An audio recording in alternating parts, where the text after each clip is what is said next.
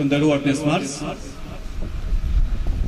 në nderem të dëshmorit dhe të gjithë dëshmorëve ju ftojmë për një minutë heshtë.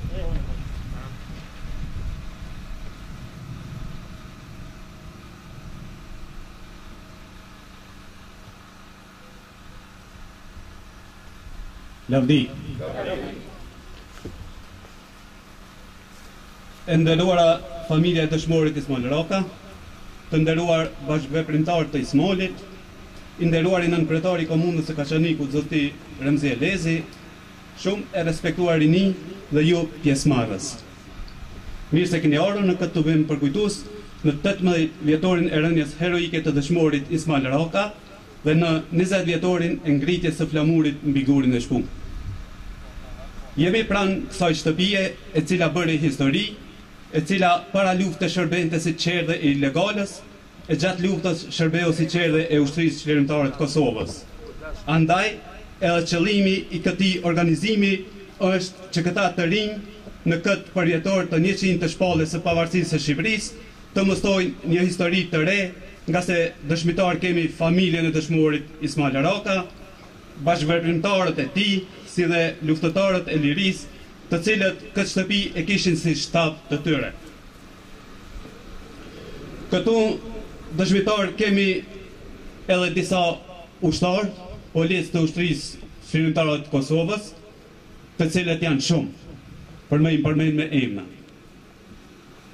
Po përveç këtyre, domethënë ishin edhe shumë ushtarë të tjerë që kishin si qerdhe këtë shtëpi si shtab.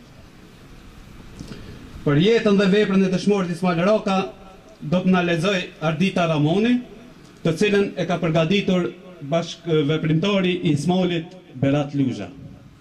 Fillimisht kam nderin që jam e pranishme këtu në prani të familjarëve të Haxhit Ismail Raka, që nuk kom pas rastin me pa, po kom një për historinë e tij. Dëshmori që ra në ditën e flamurit.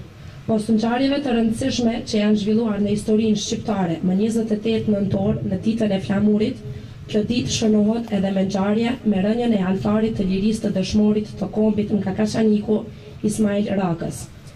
Ismail Raka ishte arratisur në shtëpinë e tij në Kaçanik nga sigurimi i shtetit serb jugoslav në mëngjesin e hershëm të 28 nëntorit të vitit 1994.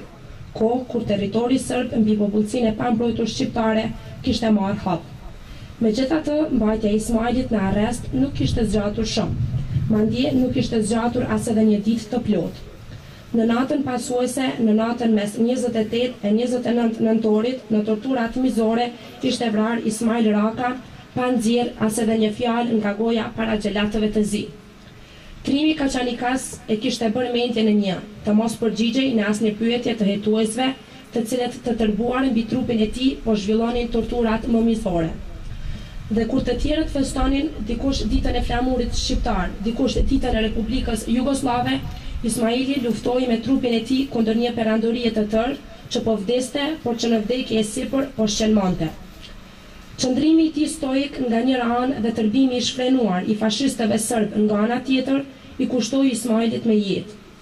Bishat e tërbuara ja morën jetën me dhunë të shfrenuar trimit nga Kaçaniku legjendar. Dhe jetën në rini martiri, dëshmori heroin Ismail Raka.